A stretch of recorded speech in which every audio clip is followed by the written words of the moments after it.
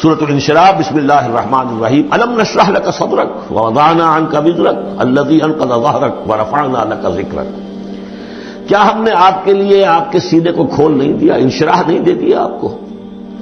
اور آپ پر جو ایک بوجھ پڑا ہوا تھا وہ اٹھا نہیں لیا، الذي انقض ظهرك، جو آپ کی کمر کو دوہرے کیے دے رہا تھا، توڑے دے رہا تھا، ورفعنا لك ذکرك، اور ہم نے آپ کے ذکر کو بلند کر دیا، فإن مع العسر يسرا إن مع العسر يسرا، تو یقیناً مشکل کے ساتھ ہی آسانی ہے، یقیناً مشکل کے ساتھ ہی آسانی ہے، فإذا فرغت فانصب وإلى ربك فارغب، تو جب آپ فارغ ہو جائیں تو پھر یہ کہ خوب کمر کس لیجیے، محنت کیجیے اور اپنے رب کی طرف راغب ہو جائیے۔ یہ مشکلات القرآن میں سے ہے۔ عام طور پر سمجھتے ہیں لوگ کہ جو مشقتیں تھیں دعوت و تبلیغ میں، اور جو آپ کے اوپر جو لوگ فکرے چست کر رہے تھے اس کی وجہ سے آپ کو یہ رنج ہو رہا تھا، تو یہاں اصل میں یہ بات نہیں ہے، وہ بھی ہے اپنی جگہ پر، حقیقت میں بات کون سی ہے؟ اور کیونکہ یہ بھی معلوم ہے کہ یہ بالکل ابتدائی زمانے کی صورتیں ہیں، لہذا اس دور میں تو ابھی اس طریقے کا جو ہے کوئی بہت زیادہ پرسیکیوشن بھی نہیں تھی، بہت زیادہ مخالفت بھی نہیں تھی، اس سے کہیں زیادہ بڑے مراحل سے آپ کو گزرنا پڑا ہے۔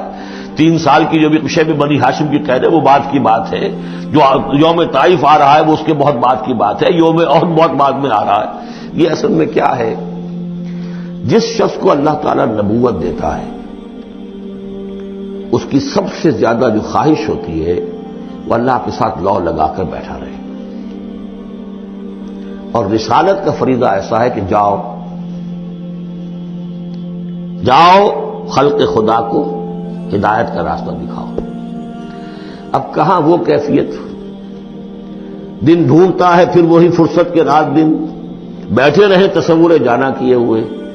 کہاں اللہ کی طرف رخ کر کے اللہ کا بندہ کھڑا ہے رات کے وقت، کیا اس کی کیفیت ہے، اس کے قلب کی، اس کی روح کی، کیا انشراح ہے، کیا انبساط ہے، کن بلندیوں پر اس وقت وہ ہے، کس روحانی وسعتوں کے اندر جو ہے وہ اس وقت تیراکی کر رہا ہے، اور کب جا رہے کسی نے کہہ دیا پاگل ہے، کسی نے کہہ دیا کہ یہ تو مجنون ہے، دیکھو ذرا یہی شخص ہے جو کہتا ہے آپ کے معبودوں کو کہ یہ غلط ہے۔ اب اس کا ایک تکدر ہو رہا ہے دل کے اوپر، کہاں وہ کیفیت۔ علامہ اقبال نے اسے لکھا ہے، 4th لیکچر ہے ان کا جو خطبات میں سے، شیخ عبدالقدوس گنگوہی رحمۃ اللہ علیہ کا قول دیا ہے۔ وہ کہیں کسی کیفیت میں بیٹھے ہوئے تھے اسی طرح مراقبے میں،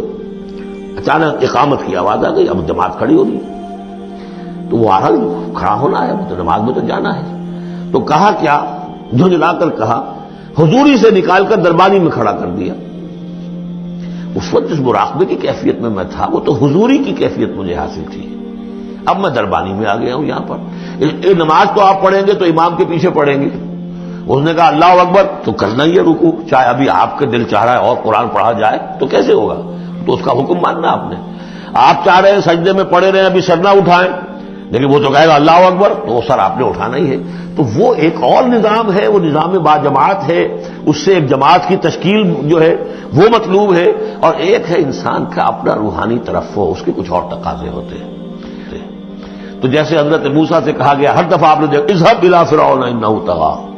اور وہ اگر وہیں پر رہتے ڈیرا لگا دیتے، ہر وقت گفتگو ہو رہی ہے، مخاطبہ مکالمہ مل رہا ہے، تو جو لذت اس میں تھی، اس کے اندر جو ہے وہ جو مشقت ہے وہ یہ تھی۔ رفتہ رفتہ پھر آپ کا مزاج اس کا خوگر ہوا ہے، اور پھر یہ کہ جب اللہ تعالیٰ نے اس میں بہت سے لوگوں کو بھی شامل کر دیا، پھر وہ جو تسکین پیدا ہوئی کہ ایک شخص وہ ہوتا ہے جو اکیلا،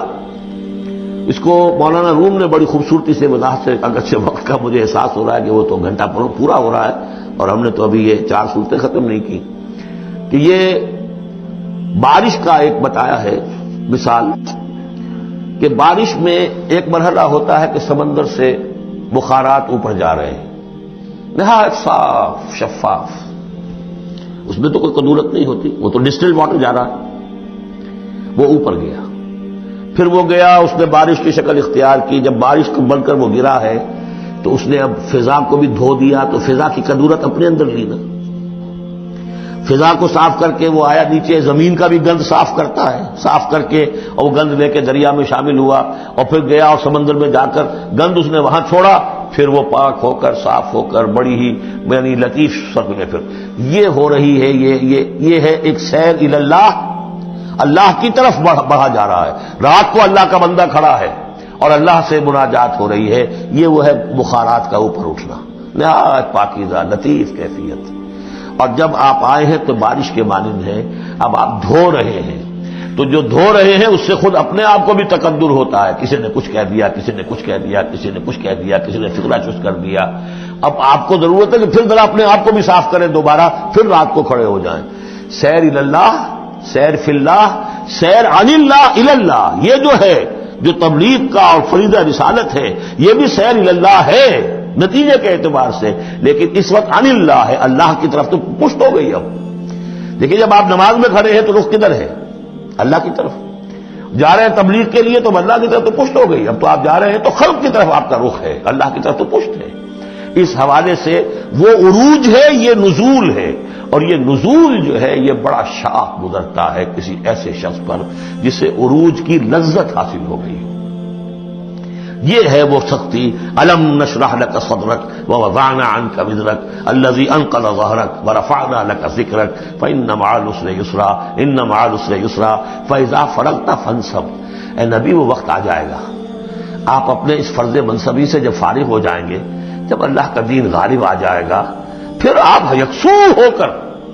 وہ جو آخر میں آیا اذا جاء نصر اللہ والفتح ورأيت الناس يدخلون في دين الله افواجا فسبح بحمد ربك واستغفر انه كان توابا، پھر آپ ہمہ وقت اسی کام میں لگ جائیے. اور اسی لیے حضور نے اس وقت آخری فیصلہ کیا اللہم فی الرفیق الاعلی. بس اب میں فارغ ہوا اور اب میں مزید تاخیر نہیں چاہتا. حالانکہ نبیوں کو یہ آپشن ملتا ہے، اگر آپ ابھی چاہیں تو اور رہ سکتے ہیں دنیا میں، یہ آپشن ملا ہے. چنانچہ حضور نے اپنے مرض وفات میں جو خبر دی آ کر، جب آپ نے نماز پڑھائی ہے، بیماری میں ذرا سی کبھی ہوئی تھی، باہر آپ آئے ہیں، حضرت ابوبکر نماز پڑھا رہے تھے، حضرت ابوبکر کے پاس جا کر آپ جو ہے بیٹھ گئے. اب حضرت ابوبکر جو ہے وہ اقتدا کر رہے ہیں حضور کی، اور پوری جماعت کر رہی ہے اقتدا حضرت ابوبکر کی. یہ نماز ہے، آخری باجماعت نماز. اس میں حضور نے فرمایا اللہ نے اپنے بندے کو ایک آپشن دی ہے، ایک اختیار دیا ہے. وہ چاہے تو، اب جو ایگزیکٹ الفاظ یاد نہیں ہے، نتیجہ اس کا یہی ہے کہ چاہے تو ابھی دنیا میں اور رہے. تو بندے نے اللہ کو قبول کر لیا ہے. حضرت ابوبکر رو پڑے اور لوگ حیران ہوئے، رو کیوں رہی ہے؟ یہ بالکل کوئی بات ایسی ہے نہیں.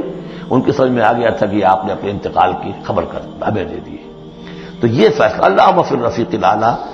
یہ جو شاخ گزر رہا تھا نا، یہ دنیا کے اندر معاملہ دعوت و تبلیغ، یہ اس روحانی جو ربط ہوتا ہے اللہ کے ساتھ، اس کے اعتبار سے اس میں رکھنا پڑتا ہے. کہاں وہ کیفیت، کہاں یہ کیفیت.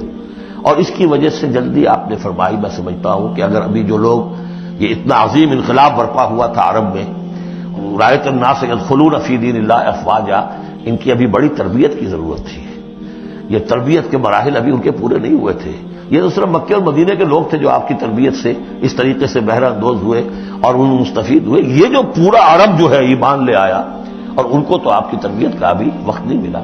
بہرحال جب یہ کام ہو چکے گا محمد، تو بس پھر آپ ہمہ وقت اللہ کی طرف متوجہ ہو جائیے. بارک اللہ لی ولکم فی القرآن العظیم ونفعنی وإیاکم بالآیات والذکر الحکیم.